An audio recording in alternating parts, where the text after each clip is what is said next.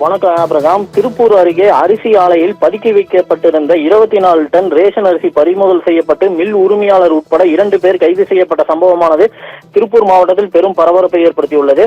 குடிமைப் பொருள் வழங்கல் குற்ற புலனாய்வுத்துறை ஐஜி ரூபேஷ் குமார் மீனா உத்தரவின் பேரில் கோவை மண்டல எஸ்பி பாலாஜி சரவணன், டிஎஸ்பி ராஜபாண்டியன் ஆகியோர் மேற்பார்வையில் ரேஷன் அரிசி கடத்தலை தடுக்க போலீசார் பல்வேறு நடவடிக்கைகளை மேற்கொண்டு வருகின்றனர்.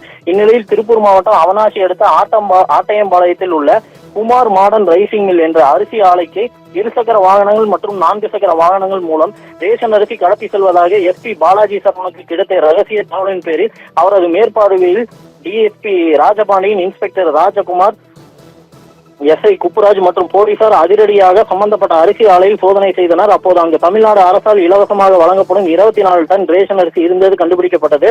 தொடர்ந்து போலீசார் மில் உரிமையாளர் தண்டபாணி, மேலாளர் விஜயகரன் ஆகியோரை பிடித்து விசாரித்தனர். போலீசார் விசாரணையில் கோவை மாவட்டத்தில் உள்ள இடங்களில் பொதுமக்களிடம் குறைந்த விலைக்கு ரேஷன் அரிசிகளை வாங்கி மில்லில் இருப்பு வைத்து கள்ளச்சந்தையில் பொதுமக்களுக்கு வடமாநில வாலிபர்களுக்கும் விற்பனை செய்து வந்தது தெரிய வந்தது. இதையடுத்து போலீசார் வழக்கு பதிவு செய்து குமார் மாடர்ன் ரைசிங் மில்லின் உரிமையாளர் தண்டபாணி, மில்லின் மேலாளர் விஜயகரன் ஆகியோரை கைது செய்து மில்லில் விற்பனைக்கு வைக்கப்பட்டிருந்த 24 டன் ரேஷன் அரிசி 2 சக்கர வாகனங்களையும் பறிமுதல் செய்தனர்.